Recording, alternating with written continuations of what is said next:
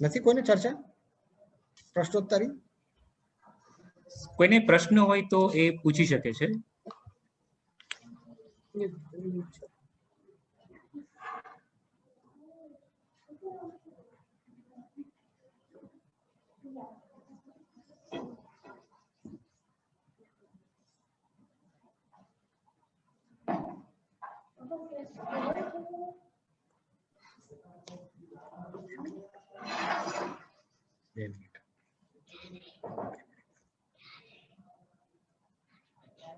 નથી કોઈને પ્રશ્ન ખરેખર?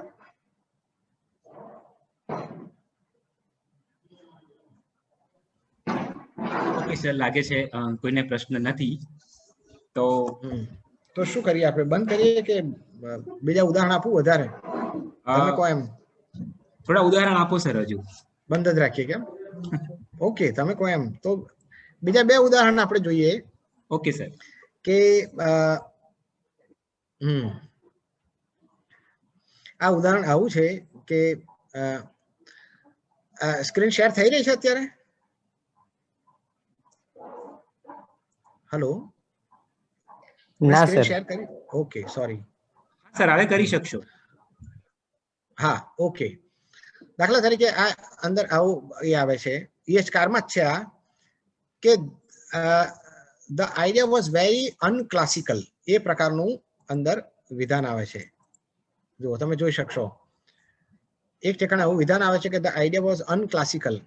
હવે અંગ્રેજીમાં મેં તમને આગળ કહ્યું તેમ કે ક્લાસિકલનો એક અર્થ શું થાય છે કે ગ્રીક અને રોમન સભ્યતાને લગતું.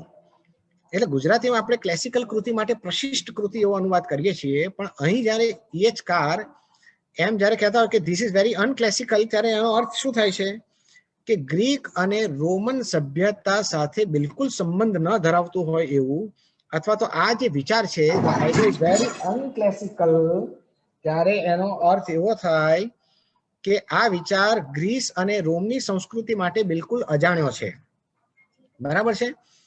પણ EH કારનું જે મૂળ કહેવાનું છે એ ગુજરાતીમાં જ્યારે આવે છે ત્યારે આ અત્યંત અપ્રશિષ્ટ વિધાન છે એમ થઈ જાય છે. હવે આઈડિયા એટલે વિધાન તો નથી, એ વસ્તુ એક થઈ, પણ બીજી વસ્તુ છે અપ્રશિષ્ટ થી EH કારને જે કહેવું છે એ કહી શકતા નથી. અથવા તો થોડા વખત પહેલા જે ગુજરાતના ઇતિહાસના વિદ્યાર્થીઓ હોય છે એમને નેટ અને સ્લેટની પરીક્ષા આપવાની હોય છે, અને એનો એક અભ્યાસક્રમ નેટનો તો મૂકેલો જ હોય છે. એનો ગુજરાતી અનુવાદ સ્લેટ કરીને મહારાજા સયાજીરાવ યુનિવર્સિટીની જે વેબસાઇટ છે એની પર મૂકવામાં આવેલો, અને એ અંગ્રેજી જે નેટનો અનુવાદ છે એ કોઈ માણસે કર્યો હશે, કોણે એ મને ખબર નથી, પણ એને ના અંગ્રેજી ના ગુજરાતી ના વિષય ત્રણેયમાંથી એકની ખબર નહોતી, અને પરિણામે એટલી બધી ગરબડ થઈ ગઈ હતી કે ન પૂછો વાત. હવે દાખલા તરીકે પુરાતત્વમાં પહેલા પથ્થરનો યુગ આવે, પછી ધાતુ યુગ શરૂ થાય, અને પછી બીજી ધાતુ આવે, અને શરૂઆતમાં જે ધાતુ આવે છે એ તાંબાની ધાતુ હોય છે. એટલે કે પહેલા પથ્થરનો યુગ આવે, પછી તાંબાનો યુગ આવે. પણ પથ્થરનો યુગ અને તાંબાનો યુગ એ બેની વચ્ચે એવો સમયગાળો છે કે જ્યારે પથ્થરના ઓજારો પણ ઉપયોગમાં લેવાય છે, અને એની સાથે સાથે તાંબાના ઓજારો પણ ઉપયોગમાં લેવામાં આવે છે, અને એને અંગ્રેજીમાં કેલ્કોલિથિક એમ કહેવામાં આવે છે. કેલ્કોલિથિક નો અર્થ થાય છે એવો યુગ કે જેમાં તાંબુ અને પથ્થર બંને સાથે ઉપયોગમાં લેવામાં આવતા હતા. એટલે ગુજરાતી અનુવાદ કરવો હોય તો તામ્ર પાષાણ યુગ, અથવા તો તામ્રાશ્મ યુગ, અથવા તો તામ્ર પ્રસ્તર યુગ, એવી રીતે કરી શકાય. પણ જે અનુવાદક છે એને ખબર જ નહીં કે આ કેલ્કોલિથિક છે એ કંઈક આવી વસ્તુ છે. એને એમ લાગ્યું કે આ કંઈક ચારકોલ સાથે સંબંધિત છે, એટલે કે કોલસા સાથે, એટલે એને અનુવાદ એવો કર્યો કોલસા યુગ. હવે જીવનમાં કોઈ દિવસ ઇતિહાસમાં કોલસા યુગ જેવી કોઈ વસ્તુ હતી નહીં, પણ વિષયની જાણકારી નહીં હોવાથી એમણે કેલ્કોલિથિક યુગનો અનુવાદ તામ્ર પાષાણ યુગ કરવાને બદલે કોલસા યુગ એવો કર્યો. એ જ રીતે બીજું આપણે ઉદાહરણ જોઈએ કે ભોંસલે, શિંદે, હોલકર એ બધા મરાઠા સરદારોએ ભેગા મળીને એક સંઘની રચના કરી હતી કે જેને મરાઠા કોન્ફિડરેસી તરીકે ઓળખવામાં આવતું હતું. હવે આ કોન્ફિડરેસી શબ્દ જે છે એ અનુવાદકને ખબર પડી નહીં, અને એમણે શબ્દકોશ જોવાની પણ તસ્દી લીધી નહીં, કારણ કે એમને એવું લાગતું હશે કે મારું અંગ્રેજીનું જાણકારી ઘણી સારી છે, મારે શબ્દકોશ જોવાની જરૂર નથી. એટલે કોન્ફિડરેસી ને એ સમજ્યા કે આ કોન્સ્પિરસી છે, એટલે એમણે અનુવાદ શું કર્યો કે શિંદે, ભોંસલે, હોલકર જે લોકોએ સંઘ રચ્યો છે એમણે લખ્યું મરાઠાઓનું કાવતરું. હવે જે ખરેખર એક સંઘ રચ્યો એને બદલે એ બની ગયું કાવતરું. અથવા તો ડી અર્બનાઇઝેશન એ ઇતિહાસમાં બહુ જાણીતી વિભાવના છે. એટલે કે કોઈ મોટું નગર હોય એ સમયાંતરે એ નગર નાશ પામે એની વાત, તો એને ડી અર્બનાઇઝેશન એટલે કે વિનગરીકરણ કહેવાય. પણ એ પણ એમને ખબર ના પડી એટલે એમણે અનુવાદ કર્યો બિન ઔદ્યોગિકીકરણ. હવે ઉદ્યોગ અને નગર એ બેને કોઈ સંબંધ જ નથી. પણ મુદ્દો એ છે કે જ્યારે વિષયની જાણકારી ન હોય અથવા તો ભાષાની જાણકારી ન હોય, ગુજરાતી કે અંગ્રેજી કે જે બે ભાષાઓની હોય, તો આ પ્રકારની મુશ્કેલીઓ થતી હોય છે. એમ મને લાગે છે કે 2 વાગી ગયા છે એટલે પ્રશ્ન પણ નથી, પણ જે આગળનો તમારે વિધિ કરવાનો હોય તે તમે કરો, આભાર વિધિ કે જે કંઈ હોય તે. Thank you sir. આપે સામાજિક વિજ્ઞાનો અને અનુવાદ વિષયને ધ્યાનમાં રાખી અને ખાસ કરીને સામાજિક વિજ્ઞાનોમાં અનુવાદની શું મુશ્કેલી છે, જો ભાષાની જાણકારી ના હોય તો કેવા પ્રશ્નો ઉપસ્થિત થાય છે, જેમ કે કોલસા યુગ. તો આટલી સરસ સમજ તમે આપી સર, ખાસ કરીને કોસાંબી, પ્રેમચંદ, થાઈસ, ઇરફાન હબીબ, બેરેટોન આવા ઉદાહરણ સાથે ભર્તુહરી. તો ખૂબ મજા પડી સર સાંભળવાની. અને ખાસ કરીને અનુવાદ જ્યારે અનુવાદક કરે છે ત્યારે એની પાસે સૌથી પાયાની જે જરૂરિયાત છે એ છે ભાષાની જાણકારી. અને ઈએચકાર અને સ્લેટના અભ્યાસક્રમના સાહેબ જે આપણે અનુભવો કે એની વાત કરી એના આધારે ખૂબ સરસ માહિતી આપે આપી, એ માટે આપનો ખૂબ ખૂબ આભાર માનું છું sir. Gujarat arts and commerce college સાંજની વતી સમગ્ર ટીમ વતી હું આપનો આભાર માનું છું સર. Thank you sir. બિલકુલ, થેન્ક યુ સો મચ. ચાલો આવજો. બંધ કેવી રીતે કરવાનું? લીવ.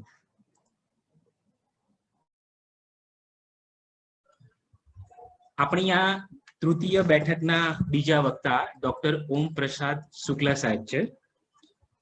શુક્લા સાહેબ, પ્લીઝ આપનો કેમેરા ઓન કરશો. नमस्कार. નમસ્તે સર. जी नमस्ते. મિત્રો, ડોક્ટર ઓમ પ્રકાશ શુક્લા સાહેબ એ સરકારી વિનયન કોલેજ ધાનપુર દાહોદ ખાતે એસોસિએટ પ્રોફેસર છે. એ પહેલા તેઓ આ જ કોલેજમાં હિન્દી વિષયના એસોસિએટ પ્રોફેસર હતા. સાહેબે 5 થી પણ વધારે ખાસ કરીને હિન્દી કવિતાઓ અને અનુવાદિત પુસ્તકો જે છે અનુવાદ ઉપર એમના 5 વધારે પુસ્તકો પ્રકાશિત થયેલા છે. ઘણા રિસર્ચ આર્ટિકલ્સ સાહેબે લખેલા છે. ગુજરાત યુનિવર્સિટી અને ગોવિંદ ગુરુ યુનિવર્સિટી ગોધરા ખાતે સાહેબ પીએચડી ની ગાઈડશીપ ધરાવે છે. હિન્દી વિષયની બોર્ડ ઓફ સ્ટડીઝમાં પણ સાહેબ સ્થાન ધરાવે છે. કેસીજી સંધાન અને કેસીજી ઈ જનરલની ઓડિટોરિયમ જે બોડી છે એમાં પણ સાહેબ મેમ્બર્સ છે.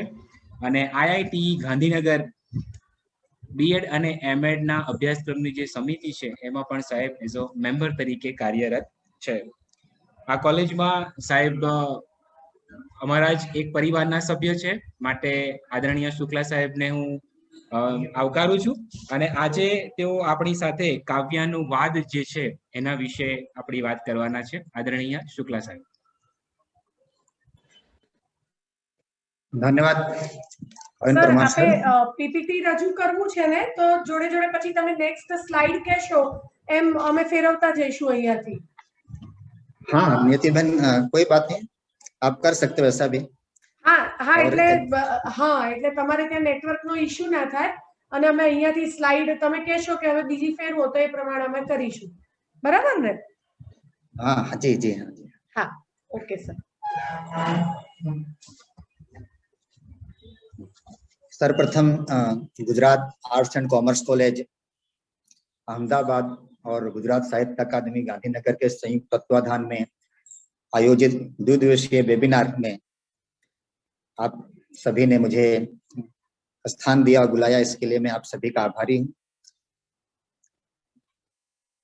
कॉलेज के आचार्य श्री के जी पटेल सर, उद्घाटन वक्तव्य में उपस्थित रहे नियामक श्री नागराजन साहब, अकादमी के महामात्र हिम्मत भालोड़िया सर, गुजरात साहित्य अकादमी के अध्यक्ष श्री विष्णु पंड्या साहब, SRC chairperson Sushmitaben Jain madam, Hemant Dave sir जिनको अभी मैं सुन रहा था, आदरणीय विजय पंड्या साहब और प्रोफेसर शरीफाबेन बिजलीवाड़ा को भी मैंने सुना, प्राध्यापक नीतिबेन, भावन परमार सर, नरेंद्र रावल सर जिनको मैं देख रहा था, और इस वेबिनार में प्रत्यक्ष या परोक्ष रूप से जुड़े हुए तमाम शुभेच्छकों को मेरा सादर नमन। मैं बात अपनी कविता के काव्य अनुवाद में आने वाली तकलीफें क्या हैं उस पर करना चाहूंगा, और ये टेढ़ी खीर है मेरे लिए भी और काव्य अनुवाद जो करते हैं उनके लिए भी। इसके लिए कि इसमें संभावनाएं बहुत होती हैं, और जितनी संभावनाएं होती हैं उसके साइड इफेक्ट भी उतने ज्यादा ही होते हैं। तो हम देखते हैं कि ये कौन कौन सी समस्याएं आती हैं। तो काव्यानुवाद को लेकर के पहली बात तो कुछ विचारकों ने अलग अलग अपनी राय दी है, आप स्लाइड बदलते जाएंगे तो उन विचारकों की दृष्टि क्या रही है और कविता के संबंध में फिर लोग क्या कहते हैं। दो चीजें, कविता के संबंधी कुछ बातें और काव्य अनुवाद संबंधी कुछ बातें कौन सी, उसकी चर्चा करेंगे।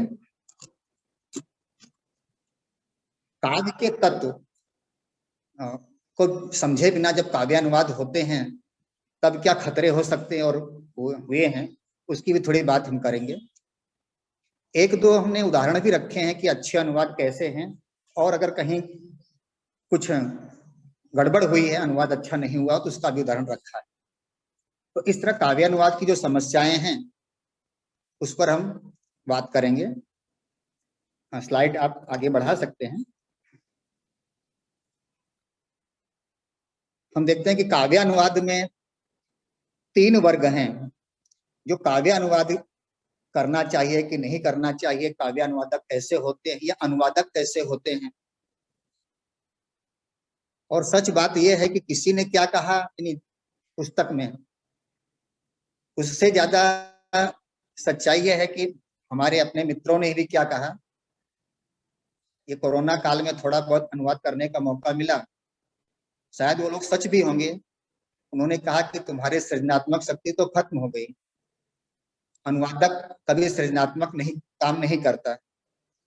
मैंने कहा मैं ना तो अनुवादक हूं ना रचनाकार हूं।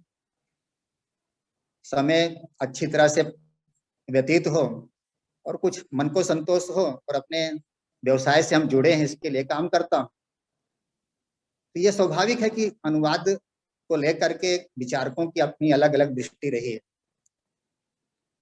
पहला वर्ग तो ऐसा मानता है कि काव्य अनुवाद में पूर्ण सफलता संभव ही नहीं, असंभव। और वो जो रूपक देते हैं उसमें थोड़ा कहने में संकोच भी होता है, लेकिन ये कहा जाता है, इसके लिए मैं यहाँ पर बात कहूंगा। वो कहते हैं कि काव्य अनुवाद उस औरत की तरह है जो सुंदर तो है किंतु वफादार नहीं, और यदि वफादार हो तो सुंदर भी हो जरूरी। मेरा निजी मानना है कि यह ना तो इस प्रसंग में उचित ही है रूपक, और ना ही काव्यानुवाद की कसौटी पर फिट बैठता है। बहुत स्पष्ट है। लेकिन ये बात कहने वाले कोई सामान्य व्यक्ति नहीं है। उसमें सिडनी है, दाते हैं, वर्जीनिया वुल्फ हैं, क्रोचे। तो इस वर्ग के हैं कि काव्यानुवाद में पूर्ण सफलता असंभव है, ये पहली बात। दूसरे अनुवादक जो काव्यानुवाद को लेकर जो दूसरी बात आती है, वो कहते हैं काव्य अनुवाद असंभव तो नहीं लेकिन बहुत कठिन है। हमारे यहाँ काव्य हेतु की जो बात आती है उसमें प्रतिभा है, भोग्यता है, अभ्यास की जो बात कही गई है, ये विद्वान कुछ उससे मिलती जुलती बात कहते हैं। और सच है कि उनका मानना है, भारतीय संदर्भ में कहें तो मनुष्य तू बड़ा महान, यानी मनुष्य की महानता को वो समझते हैं, इसलिए उसकी प्रतिभा, भोग्यता और अभ्यास को ध्यान में रखते हुए कहते हैं कि काव्यानुवाद अगर किया जाए तो संभव बनाया जा सकता है। यानी पहले वाले विचारकों ने तो बिल्कुल खारिज कर दिया, और दूसरे जो हैं वो कहते हैं कि प्रतिभा, बहुज्ञता और अभ्यास को लेकर के इसे संभव बनाया जाता है। और इस वर्ग में जो हैं बड़े नाम हैं, होरेस हैं, क्विंटिलियन है, ड्राइडन है, पोप है, कॉडवेल है। कॉडवेल ने तो तुलना करके बात कही कि उपन्यास की तुलना में काव्य की लयात्मकता के कारण उसका अनुवाद कठिन माना जाता है, यानी काव्य में लयात्मकता ना हो अगर तो उपन्यास सरल होता। तीसरा एक वर्ग भी है जो मानता है कि सभी विद्वान या अनुवादक कविता का अनुवाद नहीं कर सकते। तो ये बात भी बहुत सही है कि कविता का अनुवाद सभी लोग नहीं कर सकते, कहानी का कर सकते हैं, उपन्यास का कर सकते हैं, लेकिन कविता का क्यों नहीं कर सकते, इसकी भी चर्चा थोड़ी आगे होगी। जो सहृदयी हैं, कवि हृदय वाले हैं, भावों के मर्मज्ञ हैं, अनुभूति जिन्हें होती है, और जो लोग रसिक हैं, ऐसे लोग ही कविता का अनुवाद सही सही कर सकते हैं, ऐसा मानते हैं Schiller, T S. Eliot, F R. Willis जैसे विद्वान, लिविस जैसे विद्वान। एक चौथी बात है जो वर्ग तो नहीं है, लेकिन भारतीय योग दर्शन में साधक या योगी की जो बात कही जाती है वो है कि योग दर्शन में साधक या योगी किसी अन्य मनुष्य के व्यक्तित्व में प्रवेश करके उसके अनुभवों को वो स्वयं अनुभव करता है, और इस विशिष्ट प्रक्रिया को परकाया प्रवेश कहते हैं। काव्यानुवादक को इसी तर्ज पर परमानस प्रवेश करना होता है, यानी जो रचनाकार है उसके मानस में प्रवेश करना पड़ता है। तो ये जो परकाया प्रवेश है उसकी जगह पर हम कह सकते हैं कि परमानस प्रवेश करने की प्रक्रिया है। मैं उसकी प्रक्रिया पर नहीं जाता हूं, लेकिन ये 3-4 बातें थी कि अनुवादक के लिए जो कही जाती हैं। एक इससे बात और भी जुड़ी है, और वो है कि हम अनुवाद की बात करते हैं तो ये क्षेत्र इतना विशाल है। मुझे याद है कि मैं जब गुजरात कॉलेज में था तो हिंदी पर एक सेमिनार करने का, राष्ट्रीय सेमिनार करने का मौका तत्कालीन आचार्य श्री सोलंकी सर ने मुझे दिया था, और सभी लोगों ने सहयोग से अच्छा सेमिनार हुआ, आज भी माना जाता है। और उसमें मेरा अनुभव ये था कि ये बहुत बड़ा व्यापक क्षेत्र है, और उस समय में इतनी बातें नहीं आ रही थी कि अनुवाद का इतना क्षेत्र व्यापक होगा, क्योंकि अभी जब नई शिक्षा नीति की बात आ रही है तो उसमें जो मेडिकल एजुकेशन है वो भी आपकी मातृभाषा में होगा, तो हम सोच सकते हैं कि ये अनुवाद का क्षेत्र कितना व्यापक होगा। तो ये अनुवाद का सेमिनार जो है ये यानी 2 दिवसीय की जगह 5 दिवसीय भी किया जाए तो बहुत इसके संभावनाएं हैं। एक एक चीज को लेकर के किया जाए, कविता को लेकर किया जाए तो इसके कुछ तत्वों को लेकर किया जाए, इडियम्स को लेकर कहा जाए, कहावतों को, अलग अलग कितने, बहुत बड़ा क्षेत्र है। जब एक क्षेत्र इतना बड़ा है तब भला हम काहे को एक ताले को एक ही सभी ताले को एक कुंजी से क्यों खोलने की कोशिश करते हैं। यानी एक अनुवादक जो है वो कविता भी करे, कविता का भी अनुवाद करे, उपन्यास का भी करे, रेखाचित्र का। कारण है मुझे लगता है कि कुछ पेशेवर अनुवादक हैं या उनकी अपनी समस्याएं, मजबूरी हैं। इस वास्तविकता से कोई इंकार नहीं कर सकता कि कविता एक विशेष मनोदशा या विशेष स्थिति में लिखी गई होती है। सभी कवियों की संवेदनात्मक, रचनात्मक स्थिति और क्षमता एक भी नहीं होती।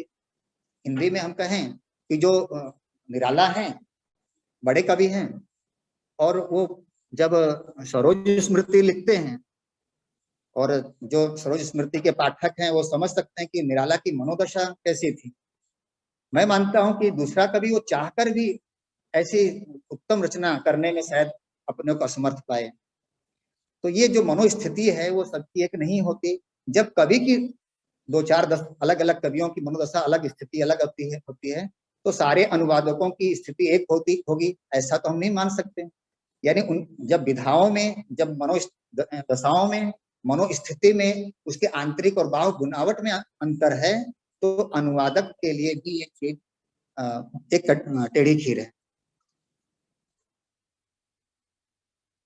यहाँ तक तो मैंने बात कही। अब आगे की जो बात है कविता संबंधी, मैंने काव्य अनुवाद संबंधी जो कविता संबंधी कुछ बात कहूंगा वो बहुत सरल है, लेकिन अनुवादक के लिए ये जरूरी है। ऐसा माना जाता है कि जब विज्ञान और दर्शन नहीं था कविता तब भी थी, और लिखित तौर पर भले ही वाल्मीकि की रामायण पहली कृति मानी जाए, लेकिन उससे पहले भी कविता रही होगी। यानी इसका कारण एक यह है कि इतनी बेहतर कविता अगर वाल्मीकि जी लिख रहे हैं तो वही बात लागू होती भरत मुनि का जो काव्य शास्त्र है, तो एक परंपरा को दिखाता है कि कोई पहले परंपरा थी वो जो जिसकी सामग्री हमारे पास नहीं। तो संसार की सभ्य और असभ्य चाहे जो जातियां हों, लेकिन इतिहास, विज्ञान और दर्शन रहे हो या न रहे हो, लेकिन कविता तब भी थी। तो कविता इतनी जो पुरानी है और कविता अपने आप में जो धरोहर समेटे हुए है, उसको जो आधुनिक विधाएं हैं, जैसे रेखाएं, रेखाचित्र है, रिपोर्टाज है, ये अन्य जो नवीन विधाएं हैं, और उसके साथ में मैं कंपेयर नहीं कर रहा हूं, लेकिन वो कहीं ना कहीं आप देखिए कि उस चीज को समझना जो हजारों हजारों साल की धरोहर को अपने में समेटे हुए है, एक कठिन तथ्य है।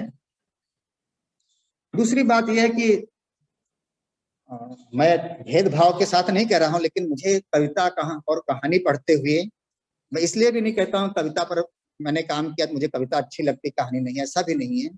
लेकिन यह बहुत कुछ सच है कि आप किसी उपन्यास या कहानी को एक बैठक, दो बैठक, एक बार या दो बार पढ़ लें तो बहुत कुछ समझ सकते हैं। मैं मानता हूं कि कविता जो है एक से अधिक बार पढ़े जाने की मांग करती है। और इसका मैं एक उदाहरण दूंगा कि मैं उत्तर प्रदेश में जब पढ़ता था तो वह तोड़ती पत्थर जो कविता है वो लगभग 10वीं में पढ़ा, 12वीं में पढ़ा। उसके बाद यहाँ पर जब मैं कॉलेज में BA में भी पढ़ा, और उसके बाद मेरे ख्याल से शायद वो तोड़ती पत्थर MA या MPhil में भी, और 4 बार कोर्स में आई कविता, और चारों बार उसके अर्थ घटन की प्रक्रिया बदलती थी। तो ये बात है कि साहित्य की अन्य विधाओं की अपेक्षा कविता जो है अधिक पढ़े जाने की मांग करती है। जो अगली बात मैं कहना चाहूंगा वो कि जो पहले कह भी आया हूं कि जिन हथियारों से या जिन औजारों से या जिन टूल्स से हम कहानी को पढ़ते हैं, या जो अरिस्टोटल ने हमें थमा दिए हैं कि 5 या 6 या 7 ये आपके तत्व हैं, इनको पकड़िए, इन्हीं के आधार पर आप विद्यार्थी जो हैं, ये कथानक है, प्लॉट है, ये करेक्टर है, ये सो एंड सो, तो 5-7 जो ये टूल्स, ये उसके तत्व बता दिए, उन्हीं आधार पर आप कविता को कसते हैं तो कविता नीरस हो जाती है। उसके जो भाव और जो उसका अर्थ प्रक्रिया, अर्थघटन होना चाहिए, नहीं हो पाता। कविता मैंने कहा कि हजारों साल से लिखी जाती है, लेकिन उदाहरण के तौर पर मैं कहूं कि मध्यकाल की कविता जो है और आधुनिक कविता, अब मध्यकाल की कविता यानी जैसे कि हिंदी साहित्य में कहें तो तुलसी, सुर, मीरा, कबीर, बिहारी ने कबीर और सुर को लेकर के बात करें तो उनकी कविताओं में अनेक पौराणिक अंतर कथाएं आती। उन अंतर कथाओं का जब तक हमें ज्ञान नहीं होगा तब तक हम उसका रसपान नहीं कर पाएंगे। उसी प्रकार जो आधुनिक कविता है उसके समझने के लिए, उसके अर्थ विस्तार के लिए वर्तमान संदर्भों को, समस्याओं से अनुवादक को भी और रचनाकार को भी परिचित होना पड़ता है। रचनाकार परिचित होता है, लिखता है, और अनुवादक जब तक परिचित नहीं होगा तब तक उसका सही अनुवाद नहीं कर पाएगा। इससे भी मैं उदाहरण के तौर पर एक बात करूंगा अगली स्लाइड में। कविता का सही पाठ हम सही पढ़ते नहीं है, इसलिए अनुवाद भी सही नहीं होता है। अभी हमारे अग्रज वक्ताओं से मुझे मालूम हुआ, और अच्छे शरीफा बहन बिजलीवाला ने बात कही हो या दवे सर ने बात की हो, कि अनुवाद में जहां गड़बड़ियां होती उसमें कहीं न कहीं जल्दबाजी भी होती है। 2-4 बार पढ़ने की किसी के पास समय नहीं होता है, जाने अनजाने भी। लेकिन कविता जो है अगर गाकर पढ़ी जा सकती है, लय के साथ पढ़ी जा सकती है, या एक से अधिक बार पढ़ी जाए, तो कविता को एकाधिक बार पढ़ने की जरूरत होती है। उसके घात और बलाघात, स्वर के लय को समझना चाहिए। कविता में अनकहा बहुत कुछ है, उसका भाव विस्तार वगैरह, तो उन्हें भी हमें समझना चाहिए। बड़ी बात ये भी है कि हम कविता की पहली पंक्ति से ही कविता को समझने की कोशिश करते हैं। लेकिन जो अच्छी क्लासिकल कविताएं हैं, जरूरी नहीं है कि पहली पंक्ति से कविता खुल जाए। हो सकता है कि वो 2-4-10 पेज पढ़ने के बाद कविता वहां से। हिंदी में कहें कि अगर आप देखें कि पहले राम की शक्ति पूजा बहुत कठिन मानी जाती थी, फिर उसके बाद जैसे कि ये मुक्ति बोध की कविता अंधेरे में कठिन मानी जाती रही है। लेकिन जैसे जैसे इसके अनुवाद, व्याख्यान आते गए या अर्थघटन प्रक्रिया आती गई, भावार्थ आते गए, तो सरल होती। लेकिन अगर हम मुक्ति बोध अंधेरे की, जहां हमको अच्छा लगे, जहां कुछ समझ में आ रहा है, वहां से हम पढ़ें और फिर पूरी कविता पढ़ें, तो लगता है कि जैसे कि कविता समझना सरल हो जाता है। अब जब हम समझना सरल हो जाएगा तब हम अनुवाद करेंगे तो हमें अनुवाद में भी उतनी कठिनाई नहीं होगी।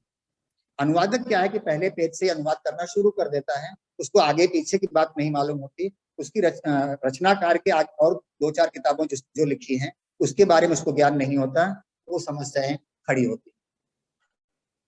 कविता के जो महत्वपूर्ण 4 तत्व, भाव सौंदर्य, विचार सौंदर्य, नाद सौंदर्य और अप्रस्तुत योजना, इसके बारे में भी जब तक पूरी जानकारी नहीं होती तब तक ये तकलीफ वाली बातें, अनुवाद कठिन लगता है। ये डिस्प्ले कर दिया गया है पहले से ही काव्य अनुवाद संबंधी कुछ बातें जो हैं। कविता की रचना प्रक्रिया अपने आप में रहस्यपूर्ण है। लाख कोई कहे कि ऐसा है, ऐसा नहीं कि 2 + 2 = 4 होता है। कविता में हो सकता है कि 2 + 2 = 5 भी हो या 3 भी हो।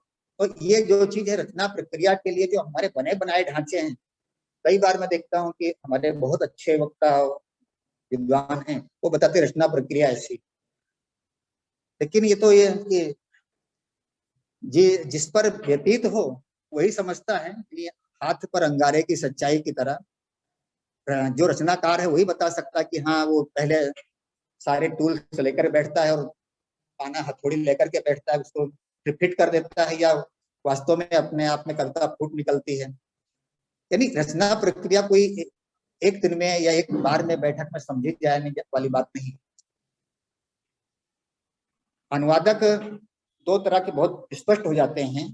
कुछ तो अनुवादक ऐसे होते हैं कि वो अनुसरण करते हैं, यानी अनुकरण करते हैं, यानी मक्खी पर मक्खी बैठाने वाली बात हो जाती है।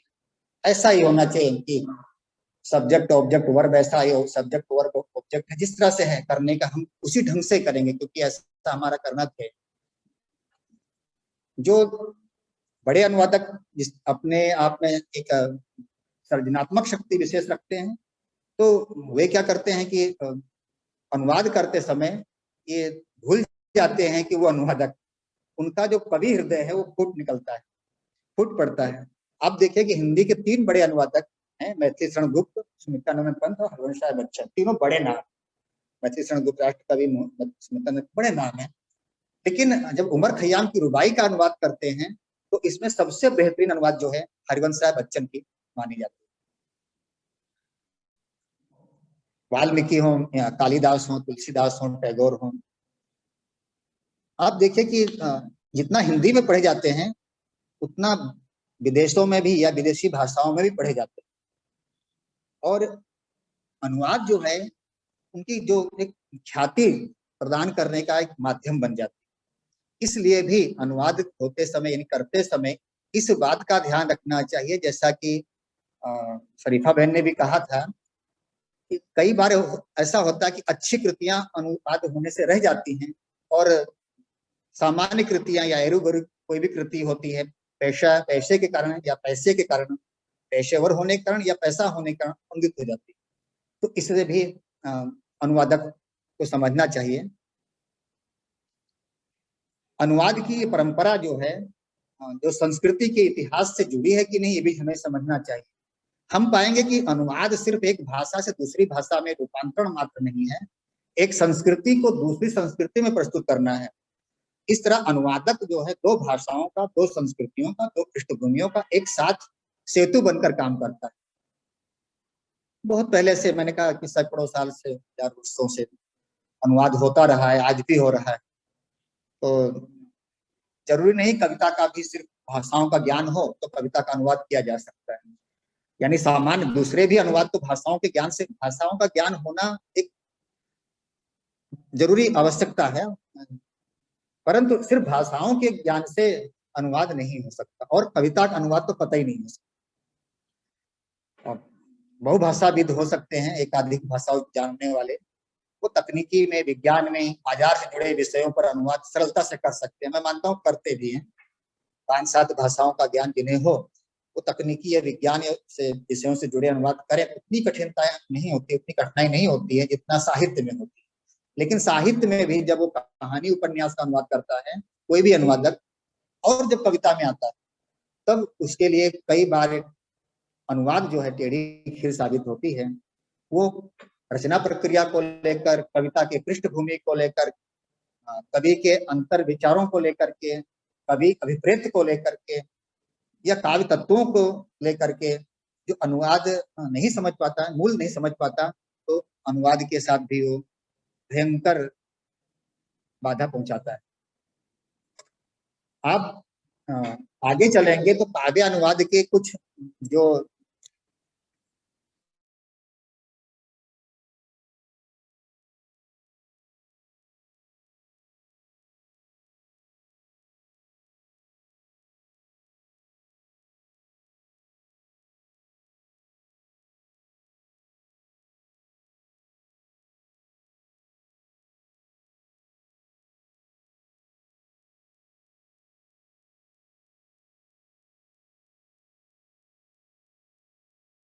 को ये ऐसा कहें कि ये कर्ण के साथ जन्मा हुआ ये हथियार है, इसमें से आप अलग नहीं कर सकते हैं, और जो है अलग वो अलग ही है, जो जुड़ा हुआ वो जुड़ा हुआ।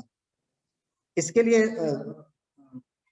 किसी एक विषय को लेकर के या किसी एक तथ्य को लेकर के या कंटेंट को लेकर जब कोई रचनाकार बड़ी बात कहता है तो ये सब चीजें अपने आप आयासित नहीं होती, अपने आप ही आती है, वो चाहे प्रतीक हो या मिथक हो या बिंब हो। हाँ, ये बात अलग है कि बहुत कुछ आयोजित करना पड़ता है, लेकिन बहुत कुछ बाय डिफॉल्ट होता है, और इस डिफॉल्ट में जो आयोजित नहीं है, इस डिफॉल्ट को समझने में अनुवादक थाप खा जाती है। वो समझता है ये सब आयोजित ही है, ऐसा नहीं होता। हिंदी में जो केशव पर बहुत बड़ा आरोप लगाया जाता रहा है कि केशव काव्यहीन कवि हैं या अलंकार या कठिन काव्य के प्रेत हैं, लेकिन ये मैं मानता हूं, मैंने अलग भी कहीं भाषा भवन में भी अपने व्याख्यान में कहा था कि अगर यह बात निराधार नहीं है तो इसमें सच्चाई का भी कुछ अंश जोड़ना चाहिए, और वहां के उस समय के जो वातावरण को समझना चाहिए कि जो कवि कहता है कि भाषा बोल न जानहि जिनके कुल के दास, और भाषा में रचना करी ते कुल के सोदास, जिनके घर के नौकर चाकर भी संस्कृत में बात करते थे, उस व्यक्ति ने हिंदी में कवि रचना किया। तो जब वह व्यक्ति करेगा तो उसके जो वाक्य हैं, उसके शब्द विधान हैं, वो तत्सम होंगे और इतने सरल तो नहीं ही होंगे।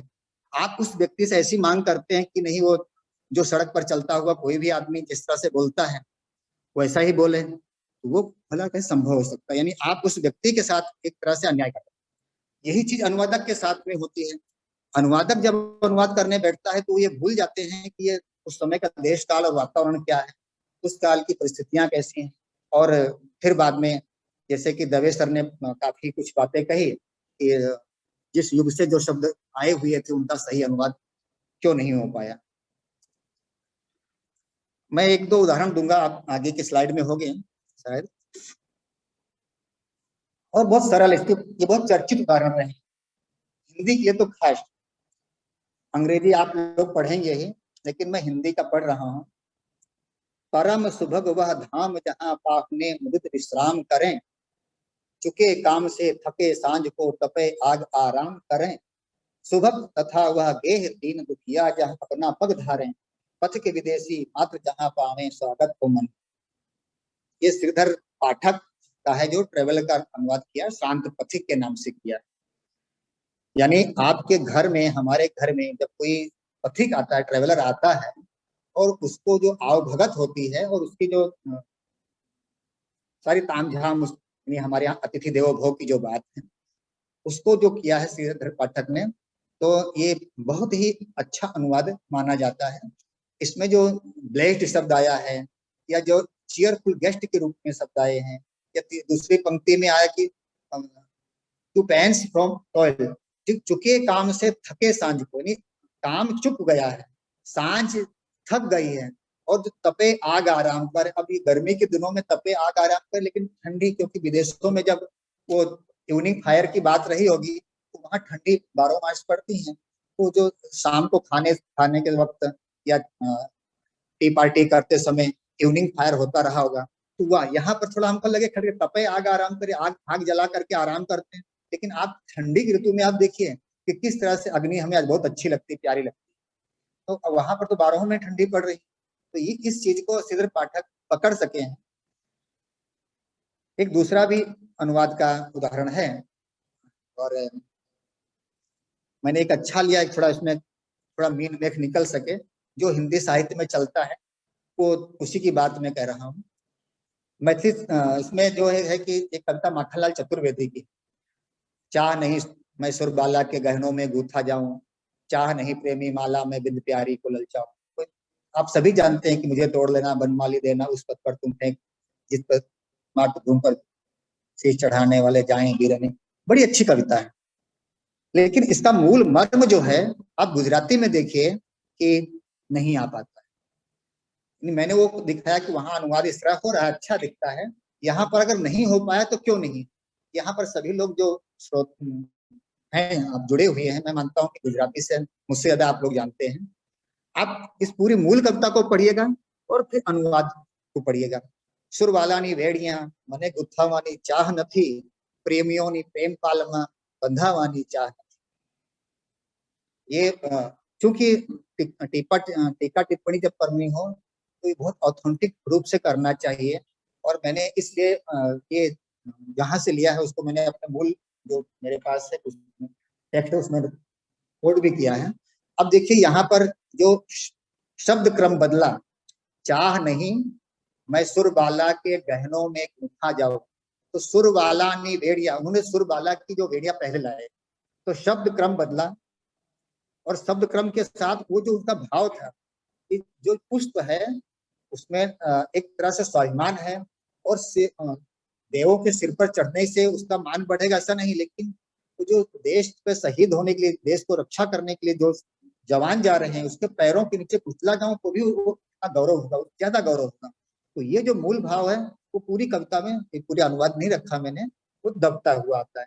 शब्द कर्म में निहित लय तथा लहजा जो आप पहले हिंदी में पढ़ेंगे, चाह नहीं मैं सुरबाला के गहनों में, अब दूसरी बात पढ़ेंगे, सुरबालानी वेणिया मने गुथावानी चाह नथी।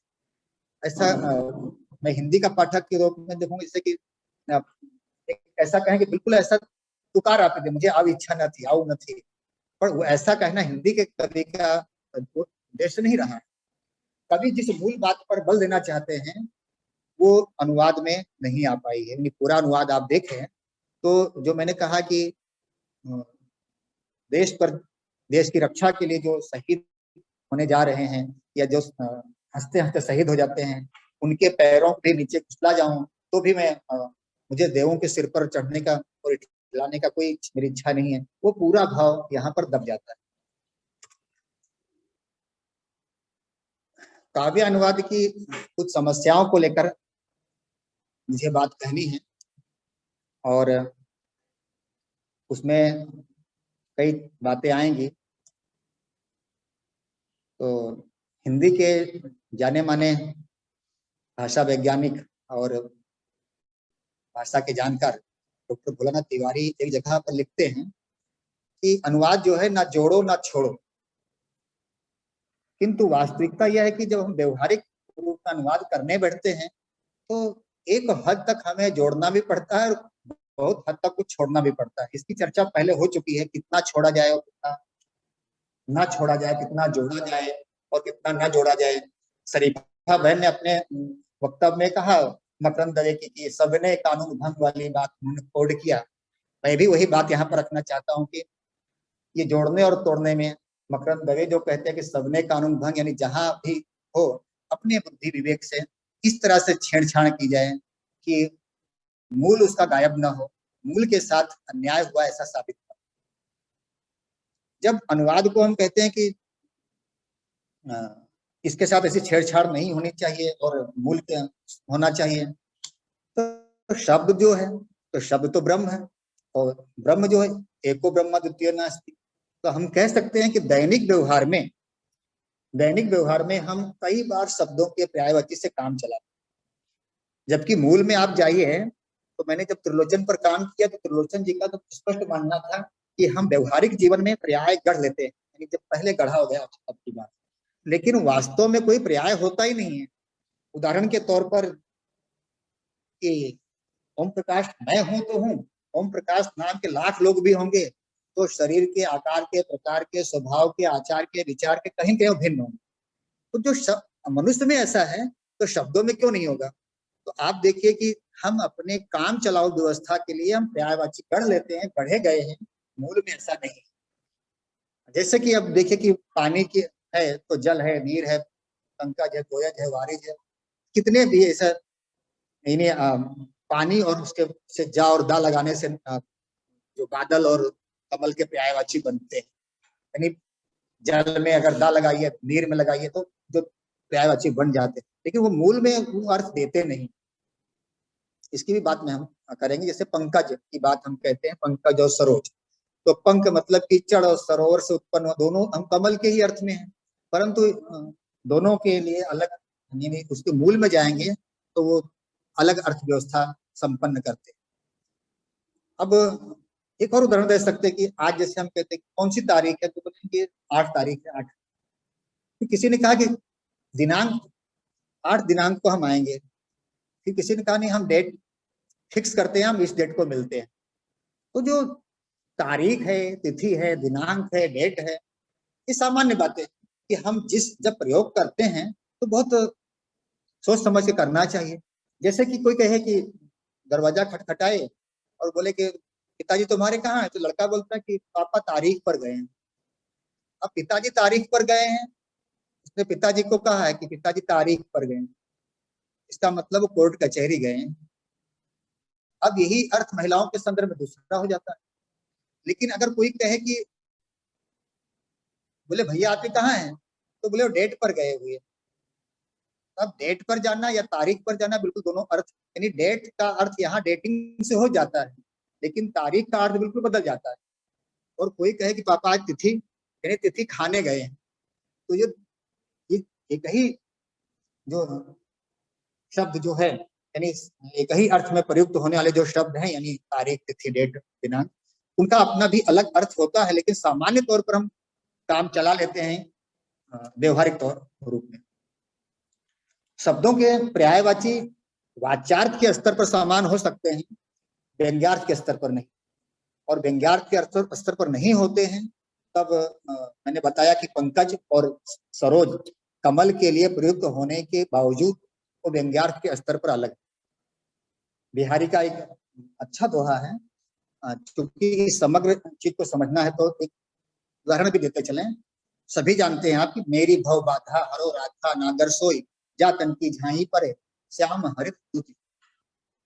अब इसका अर्थ में मैं नहीं जाता, लेकिन जो काव्यात्मक चमत्कार है वो झाई परे और श्याम हरित दूती, इसी पर टिका हुआ है। पूरे दोहे का जो काव्यात्मक चमत्कार है वो झाई परे और श्याम हरित दूती, इससे कोई इंकार नहीं कर। अब आप बिहारी से पहले जो है कबीर के यहाँ चले, वहां पर भी झाई पड़ती है। नारी की झाई परत अंधा हो तो भुजंग, कबीरा तिनकी कौन गत इस नारी के संग। अब देखिए कि वो झाई और बिहारी की झाई बिल्कुल। अब जब तक हम बिहारी को प्रसिद्ध बिहारी के तौर पर नहीं देखेंगे और कबीर को उनके सामाजिक परिस्थितियों के संदर्भ में, उनकी नारी विषयक सोच के संदर्भ में, उनके जो गोरखनाथ से जुड़े संप्रदाय के संबंध में नहीं जानते, तब तक हम उस झाई को पूरा समझ नहीं पाएंगे। तो यहाँ पर यह है कि जो झाई है वो सामान्य नहीं है। कौन कह रहा है, किस परिवेश में कह रहा है, क्यों कह रहा है, अनुवादक को इस बात का भी ध्यान रखना चाहिए। इसी संदर्भ में जो शब्द हैं, लय हैं, अलंकार हैं, जो नाद सौंदर्य है, वो कैसे काव्य अनुवाद में कभी कभी समस्याएं खड़ी करते हैं। मैंने 3 उदाहरण यहाँ रखे हैं और बहुत अच्छे उदाहरण हैं इन तीनों उदाहरण में। और ये उदाहरण ऐसे हैं कि जैसे कि कहा जाता है कि आपके पास अगर चना है तो आप में क्षमता होनी चाहिए कि इस चने की दाल बनाऊंगा, इस चने की मिठाई बनाऊंगा, इस चने की कढ़ी बनाऊंगा, इस चने क्या करना, वो मल्टीपर्पज उपयोग कैसे आप करते हैं।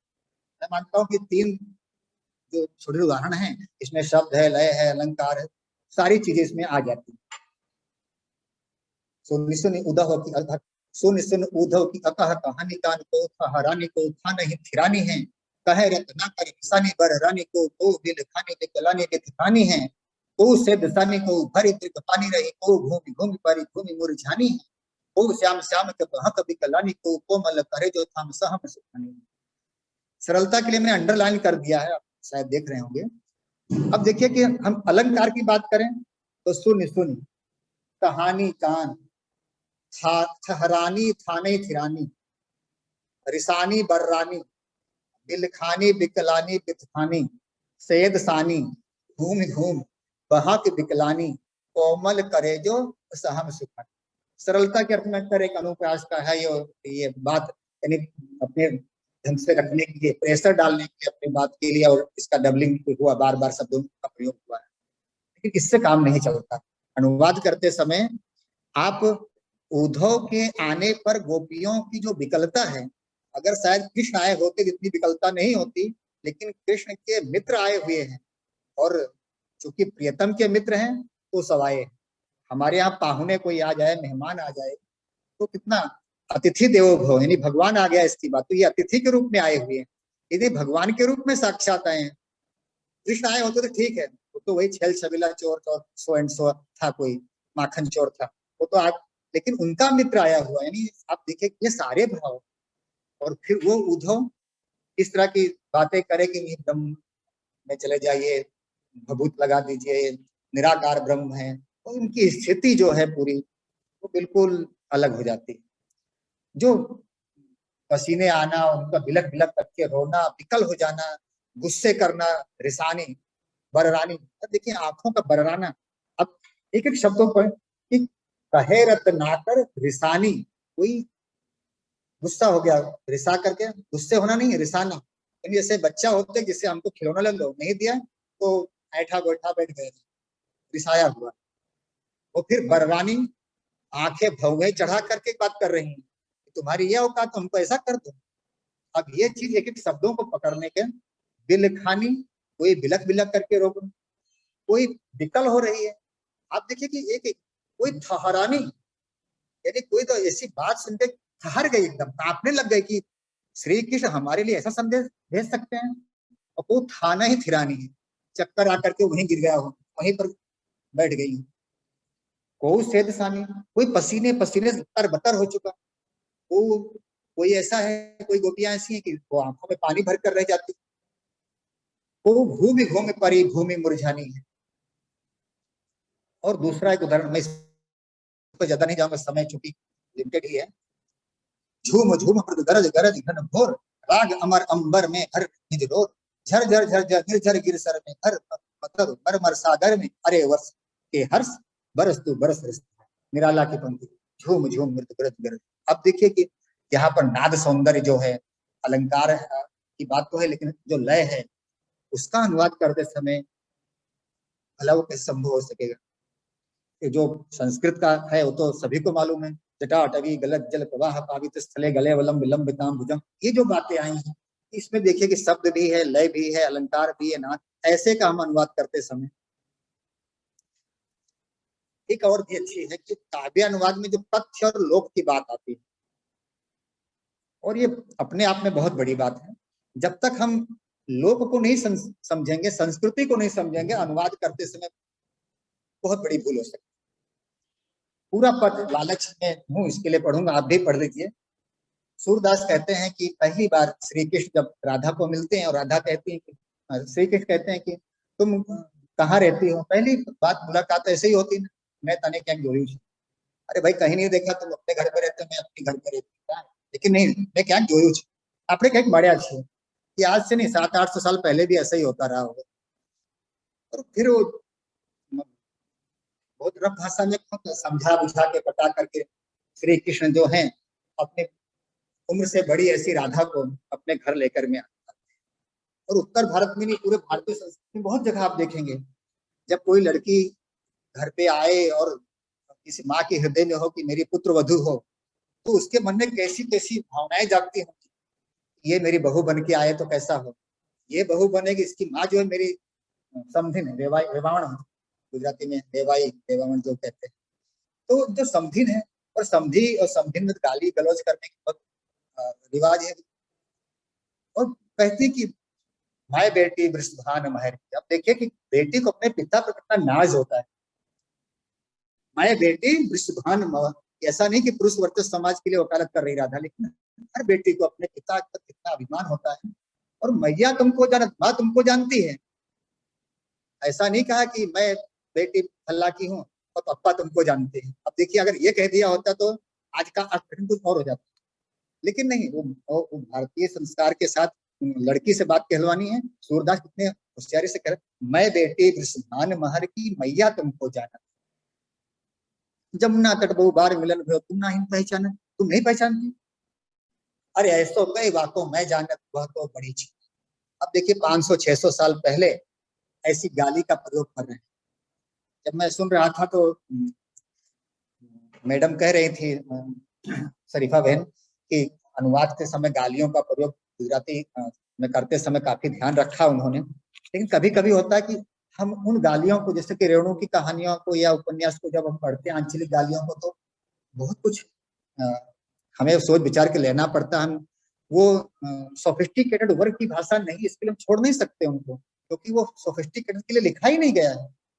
तो बोलते कि ऐसो कई वाकों में जाना वह तो बड़ी छिनार। अब देखिए उत्तर भारत में जो समधिन को गालियां देती है शादी विवाह के समय, तो यही शब्द पर तो बज्ज छिनार है। आज के लिए हो सकता है गाली है, उस पर केस कर दिया जाए, लेकिन उस समय बड़े सहज ढंग से कहते हैं। अब इसके लिए लोक को जानना है, संस्कृति को जानना है, और इतना कहा तो चुप रहती है, लेकिन महर बड़ो लंगर सब दिन को हसत देती। और तेरे पप्पा जो है ना, तेरे पिताजी वृषभान जो है ना, बड़े दिन के लंगर है। लंगर का मतलब सीधा है कि जहां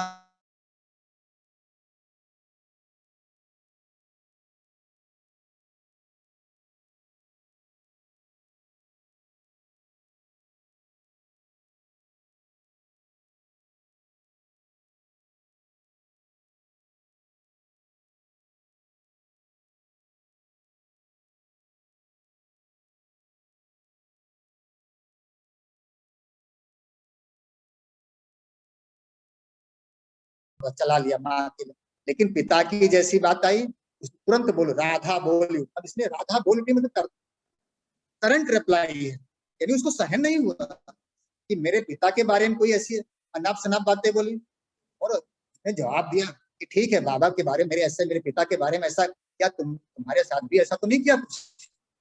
अब ये अनुवाद करते हुए इन सारी चीजों को ध्यान में रखना चाहिए कि ये किस लोक की है, संस्कृति क्या है, उसका तथ्य में क्या कहना चाहता है।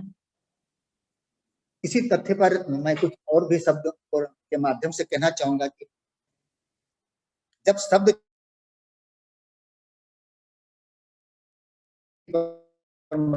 बैठाना नहीं है, ये बात अलग है कि एम्बुलेंस है, सिम है, मोबाइल है, जेरोक्स है, ऐसे शब्द कई हैं जिनको हम चाहकर भी उनको मूल से अलग नहीं कर सकते, लेकिन जो काव्य सौंदर्य है वो खंडित नहीं होना चाहिए, यानी अर्थ में क्षति ना पहुंचे, इसके लिए भी कभी कभी मूल शब्द को ही रखना पड़ता है। उदाहरण के तौर पर मैं दुष्यंत का एक शेर रखना चाहूंगा, ये सारा जिस्म झुककर बोझ से दुबरा हुआ होगा, मैं सजदे में नहीं था तुम्हें धोखा हुआ। अब जो सजदा शब्द है, जो सजदे, उसकी जगह दूसरा शब्द रखना बिल्कुल टेढ़ी खीर है, क्योंकि नमाज अदा करने की जो रस्म है, जो तरीका है, उसमें जो सजदा शब्द का प्रयोग आया गया शेर में, तो मैं सजदे में नहीं था। भाई मेरी पीठ जो है पचमनिया बोरा लाद करके टेढ़ी नहीं हुई है, ये समझते हो? अरे भाई ये सच्चाई यही है, पचमनिया बोरा लादते लादते मेरी कमर टेढ़ी हो गई है, मैं कोई नमाज अदा करते करते मेरी कमर नहीं टेढ़ी हुई है। कि सजदे में ही, सजदा कहने से ही उसमें अर्थ में आता है, दूसरे शब्दों के कहने से नहीं। इसी तरह एक और भी शेर है, किस्मत की खूबी देखिए टूटी कहाँ कमंद, दो चार हाथ जब लबे बाम रहे। पहले राजाओं के यहाँ जब अटैक होता थे ना सीमाओं पर या जो किले पर, तो गो में रस्सी बांध करके फेंक के चढ़ने। अब वो देखिए कमंद जो है रस्सी सामान्य रस्सी नहीं है, वो उबहन नहीं है जो कुएं से पानी निकाल ली जाए। एक कमंद ऐसी है कि जब अटैक करते हैं और वो लबे बाम बिल्कुल एकदम कगार पे था, एक कदम और आगे बढ़ गया होता तो वहीं जाकर के कमंद टूटती। तो ये जो लबे बाम और कमंद शब्द है, इसकी जगह एक दूसरा शब्द रखेंगे तो ये बिंब पूरा खत्म हो जाता है, ये शेर का जो बिंब पूरा खत्म हो जाता है। काव्य अनुवाद में जब बिंब खत्म हो जाता है तो फिर भावार्थ भी डगमगा जाता है। बहुत थोड़े में समेटते हुए कहूंगा, निराला की कर्ता भिक्षुक है। और उसमें देखिए वो आता दो टूक कलेजे के करता पछताता पथ पर आता, पेट पीठ दोनों मिलकर हैं एक, चल रहा लकड़िया टेक, वगैरह वगैरह। या राम की शक्ति पूजा, इनमें जो बिंब आते हैं उसकी अर्थ ध्वनियों में बड़ी कठिनाई हो सकती है, उनकी अर्थ ध्वनिया पकड़ना कोई कवि के लिए ही सरल हो सकता है, सभी के लिए नहीं। फिर प्रतीक की थोड़ी बातें कर लेते हैं। प्रतीक उसका अर्थ भिन्न हो, उदाहरण के तौर पर जैसे कि उल्लू, जिस अर्थ में उल्लू शब्द का, उस अर्थ में भारत में नहीं होता है। यानी उल्लू कहीं पर बुद्धिमानी का प्रतीक हो सकता है, यानी जो गधा है कहीं का राष्ट्रीय प्राणी भी हो सकता है, लेकिन भारत में वो चीज नहीं है। यानी हमारे यहाँ के जो प्रतीक हैं और विदेशों में जो प्रतीक हैं वो अलग हो सकते हैं। इसको अगर आप देखें कि जो मनोविज्ञान है, हमारे यहाँ जो अगर सपने में कोई सांप देखता है तो हम कहते हैं हमारे कुल देवता के दर्शन हुए। यानी यहाँ सांप जो है वो कुल देवता है, यानी वो शिव का भक्त कोई है तो कहेंगे नहीं शिव ने दर्शन दिया। लेकिन अगर साइकोलॉजिस्ट से पूछिए तो वो कहेगा कि नहीं, सांप का मतलब तो सेक्स का प्रतीक है, तुम्हारी अचेतन मन में कोई सेक्स भावना कभी। तो आप देखिए कि एक ही चीज का अलग अलग प्रतीकों से उसके अर्थ बदल जाते हैं। गुलाब जो है वो पूंजीपति वर्ग का प्रतीक है, लेकिन आप जो कुकुर मुत्ता को और गुलाब को देखिए तो निराला ने जिस तरह से उन प्रतीकों का प्रयोग किया है वो सरल नहीं है।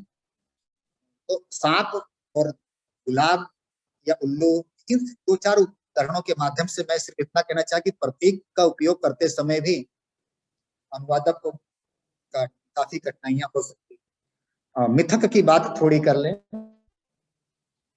मिथक में कि मिथकों में धार्मिक सांस्कृतिक धरोहर समाई होती है। हमारे यहाँ जो गरुड़ है या चूहा है या मोर है, शेर है, वो सिर्फ ये प्राणी नहीं है। अनुवादक को ये काम करते हुए, अनुवाद करते हुए इन बातों का ध्यान रखना चाहिए। जैसे कि भारतीय वाङ्मय में शिखंडी जो मात्र शब्द नहीं है, त्रिशंकु मात्र कल्पना नहीं है, लेकिन पौराणिक कथाओं में जो ये शब्द हैं शिखंडी और त्रिशंकु, तो जब तक उनके बारे में हम नहीं जानेंगे तब तक उन शब्दों के साथ हम न्याय नहीं कर सकते हैं। काव्य अनुवाद की जो शब्द समस्या थी उसमें एक दो और भी मैं जोड़ना चाहूंगा। एक बेगम अंजुम का शेर है, तलाक तो दे रहे हो गुरूरो कहर के साथ, मेरा शबाब भी लौटा दो मेरे महर के साथ। अब देखिए कि शादी होती है और शादी में सिर्फ दहेज में गाड़ी बंगला जो भी XYZ दिया जाता है और कुछ दिनों के बाद तलाक कर दिया जाता है। तो वर्षों पहले जो शादी हुई थी वो शबाब क्या था, तो वो शबाब कब लौटाओगे आप मेरा दहेज लौटा रहे हो बड़े अहंकार के साथ, तलाक दे रहे हो, लेकिन मेरा अब शबाब को हटा दीजिए, कुछ भी अर्थ रखिए, काव्य सौंदर्य पूरा खत्म हो जाता है। तो बेगम अंजुम के इस शेर में जो शबाब शब्द आया हुआ है उसको आप हटाते हैं तो पूरा अर्थ सौंदर्य चरमरा जाता है। और जायसी के यहाँ भी पीयूषो कहो संदेशड़ा है भौरा ही बात, संदेशड़ा की बात, वो राजस्थानी संदेश से संदेशड़ा, संदेश कहने की बात नहीं, संदेशड़ा है। अर्थ के मर्मज्ञ, शब्द के मर्मज्ञ इसको अच्छी तरह से समझ सकते हैं। मिथक, अलंकार, कल्पना और बिंब की बात भूषण की कविता है, बहुत अच्छी कविता है। परमार साहब 2-4 मिनट છે કે પૂરું કરવાનું થાય છે?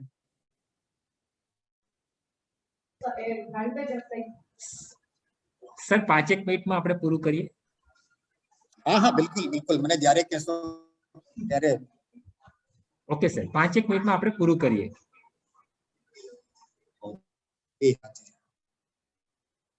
आपने ये देखा कि जो यहाँ पर इंद्रजित जम्ब पर बाणव स्तंभ पर रमक सदम्भ पर रकुल राज है, कौन बारी बाह पर संभरति नाह पर जो सहस्र बाहु पर राम दिव्यराज है, दावा ध्रुव दंड पर चीता मृग झुंड पर भूषण विकुंड पर जैसे मृगराज है, तेजतम अंश पर कंस पर देव मृग उपनायक, इस पर किस ऐसे हावी है, यानी चीता के झुंड, मृग के झुंड पर चीता कैसे हावी, ऐसे तमाम बताते हुए उपमा देते हुए फिर कहते हैं क्यों म्लेच्छ वंश पर से सिर्फ। अब देखिए कि ऐसे मुसलमान शासकों पर शिवाजी हावी है, शिवाजी उन पर चढ़े बैठे हुए। तो इन चीजों को कैसे लाएंगे? जब हम अनुवाद करेंगे तो बहुत कुछ भारतीय संदर्भ में छोड़ना होगा। जिस भाषा में अनुवाद कर रहे हैं वहां के लोग और वहां की संस्कृति से जुड़ना होगा, तो वहां भी छोड़ने और जोड़ने की बात आती है। जो मनोज खंडेरिया की प्रसिद्ध गजल है उसमें है कि पकड़ो कलम ने कोई पढ़े एम पढ़ बने, हाथ आंखें आंखों बड़े एम पढ़ बने।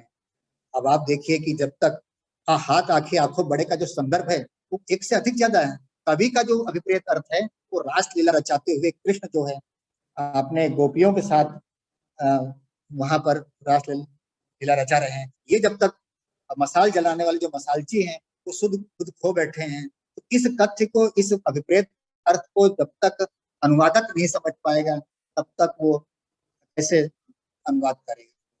एक अंतिम जो मैं बात कहना चाहता हूँ वो है कि तुलसीदास को लेकर के अलग अलग ढंग से कई बार एक ही शब्द है कि तुलसी जो है उनके अपने समय की पीड़ा क्या रहा, और उन पीड़ा को लेकर के जब तुलसी कहते हैं तो उसके पीछे की पूरी भूमिका आप देखिए। एक है कि हम चाकर रघुवीर के पटो लिखो दरबार, और तुलसी हम का होय बे नर के मनसबदार। कैसे? हम चाकर रघुवीर के, हमको रघुवीर श्री राम जी के नौकर हैं, पटो लिखो दरबार, और तुलसी हम कहाँ होई बो नर के मनसब। यहाँ पर मनसबदार शब्द को आप देखिए। मनसबदारी प्रथा सबसे पहले अकबर जी ने चलाई। अकबर महान शासक थे, लेकिन यहाँ पर मनसबदारी प्रथा में माना जाता है, इतिहास की बात अलग हो सकती है, इसको दवेसर हो तो बात अलग अलग ढंग से रख सकते हैं, इतिहास का अलग, लेकिन साहित्य में ऐसा जो है कि मनसबदारी प्रथा वहां से आ रही है। और तुलसीदास जो है मनसबदारी के खिलाफ, और उनके समय की जो टोडरमल, जो अभी भूमि को लेकर के जो, इस पर कोई कमेंट नहीं करना चाहूंगा, लेकिन आप देखिए कि टोडरमल और भूमि का जो बंदोबस्त है उसको आप देखिए। यानी जो पहली बार भारत का किसान किस तरह से भूमि से अलग हो रहा है, तो उसमें टोडरमल की क्या भूमिका है, और अकबर किस तरह टोडरमल के कंधे पर बंदूक रख करके किसान को उससे अलग कर रहे हैं। ये भी मनसबदारी को लेकर के ये जो तुलसी की पीड़ा है उसको भला सामान्य आदमी कैसे समझ पाएगा, अनुवादक कैसे समझ पाएगा? कि उस समय अकबर की तो साम्राज्यवादी नीति थी, या उनके जो नौरत्न में से कोई जैसे टोडरमल जैसे हैं लोग हैं, उनसे किस तरह से काम करवाया गया। और मनसब क्या होता था कि किसानों से भूमि के लिए टैक्स देता था, और वो अनाज देना ही पड़ता था। तो किसान भले ही भूखा मर जाए लेकिन उसको तो अनाज देना ही पड़ता। तो भूमि कर न चुका पाने की स्थिति में पूरा का पूरा गांव खाली, ऐसे मनसबदारों को देखा है। तो तुलसी लिखे हैं, कहते कि हम चाकर रघुवीर। तो जो अभिप्रेत कवि का वो क्या है, किन संदर्भों में है, इसको जाने और समझे बिना हम अनुवाद करते समय उसके साथ पूरा न्याय नहीं कर सकते। और इतना भी मेरी बात जितनी भी आप सभी तक पहुंची और जो कुछ छूट गया उसके लिए मैं क्षमा प्रार्थी हूँ। आभार सर। आपे કાવ્યાનુવાદની જે સમસ્યાઓ છે, ખાસ કરીને ઘણીવાર પદને સમજ્યા વિના જ જે કાવ્યાનુવાદ થાય છે, અને કાવ્યાનુવાદમાં વિચારકોની જે દ્રષ્ટિ છે, સાથે સાથે કોઈ પણ કૃતિ હોય તો એમાં જે મૂળ કૃતિ જે છે એનો ભાવ જ્યારે બદલાય છે, એની સુંદર વાત કરી, સુંદર સમજ દરેકને આપી, એ માટે આપનો ખૂબ ખૂબ આભાર।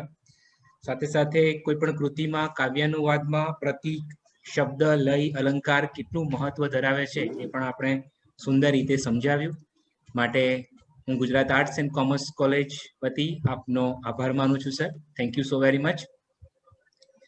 પાર્ટિસિપેન્ટ્સ માટે એક સૂચના છે કે જે મિત્રોને આજે પેપર પ્રેઝન્ટ કરવા માટેનો મેલ મળેલ છે, એમણે આ સેશન આપણું ચાલુ જ રહેશે અને એમાં જ તમારે પેપર પ્રેઝન્ટ કરવાનું છે।